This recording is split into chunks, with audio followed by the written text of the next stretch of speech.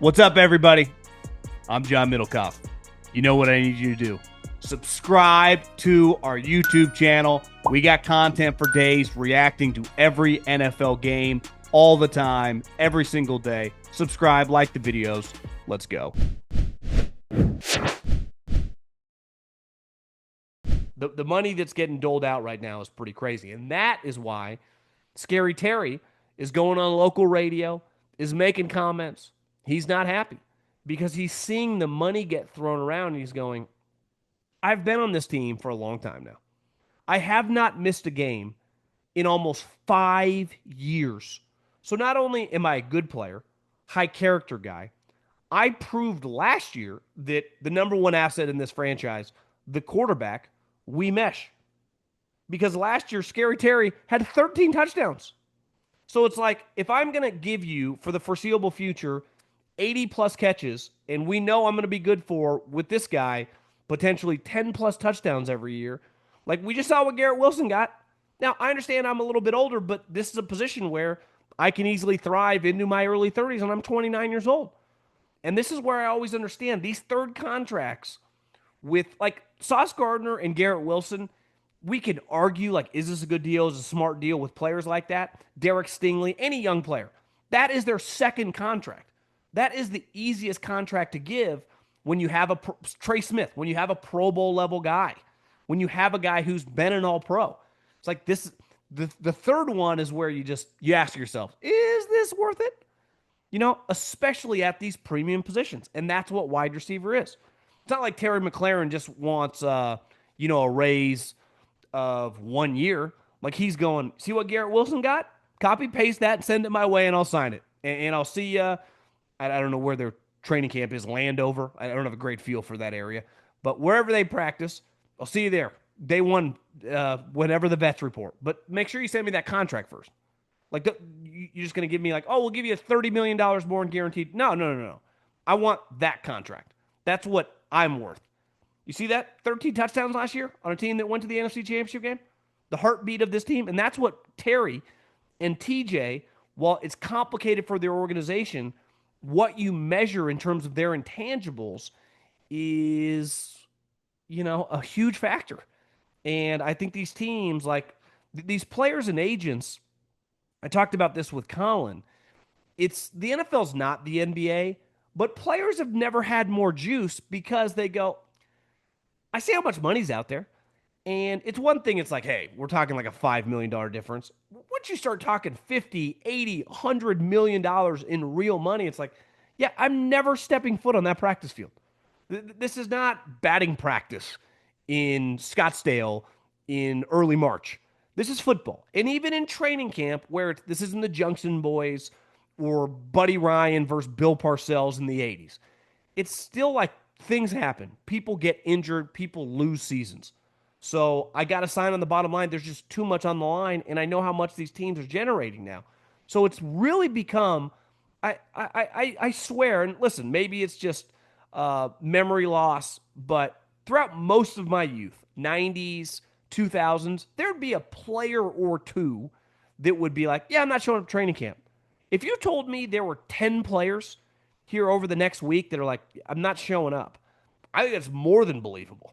And not every guy is like some first ballot Hall of Famer. So I think this Washington situation, every time that one of these guys gets paid, even if they're different positions, if you're a guy like Terry McLaurin, if you're a guy like TJ Watt, if you're a guy like Trey Hendrickson, it's hard to get in your car day one of vets, show up with, your pillow and your video game, say, I'm here, ready to roll. God, I'm fired up. The British Open is here. The biggest names in golf teeing it up across the pond to chase history, the game's original major. Want to make some cash while watching people play golf? You can by betting on the action at Royal Portrush with DraftKings Sportsbook. From the opening round through Championship Sunday, DraftKings Sportsbook has you covered with live betting, player props, and so much more. If you've never bet on golf before, it's easier than you think. Just pick something simple like a golfer to win the tournament. Rory McIlroy. Can he win his second major of the year? This is where he grew up. Last time it did not go well. He missed the cut. I do think Rory's going to be a major factor. John Rahm playing really well. Scotty Scheffler. Can he finally break through? You can also bet top 10s, top 20s, parlay them together. Does not get any easier. Here's something special for first-timers. New DraftKings customers. Bet $5 to get $150 in bonus bets instantly. Download the DraftKings Sportsbook app now and use the code JOHN. That's code JOHN for new customers to get $150 in bonus bets instantly when you bet just $5. Only on DraftKings. The crown is yours. This story kind of made me laugh. I don't know who Bud Elliott is, but I like that name. Bud Elliott. Sometimes I think about names that would be good in movies. I was like, that'd be a good movie name. You know, like Johnny Utah, Bud Elliott. That's just a good name. I was thinking about Tin Cup the other day with Costner, and his name was Roy McAvoy. I mean, think how close that is to Rory McIlroy. And Roy McAvoy, that movie was made in 1996. Pretty sure Rory's like 35 years old, so he wouldn't even have been on the radar. But Roy McAvoy, that's a great movie name. But Bud Elliott of CBS believes that Shemar Stewart thinks he can return to school. Shemar Stewart was the 17th overall draft pick by the Cincinnati Bengals. Obviously, him and the team are at odds, right? All these second-round picks want guaranteed money. He wants a bonus structure that previously, like the money's set, but he wants to be paid on certain dates. They're pushing back, and it's gotten pretty ugly. Like Trey Hendrickson, who's like, screw you. He basically said the same thing and left. I didn't know this until my guy Bud Elliott said that he has been training and working out with Texas A&M. And I don't know if he's told people around the program, but there is buzz. He thinks he can go back. Now, listen, I'm not a Bengal hater. I'm not rooting for the demise of this franchise. But that would be the funniest fucking thing that ever happened. I mean, it really would. And you'd go, well, eligibility, he's already... There is nothing more irrelevant right now than the NCAA. Every time you look, they're losing a lawsuit. I don't know why anyone listens to them for anything. I'm always stunned when it's like, yeah, we're suspending our coach to get ahead of the potential NCAA sanctions. I would bend over, spread my cheeks, and say, kiss my ass. So, listen, obviously, historically, you can't go to the draft and then just come back and play the season.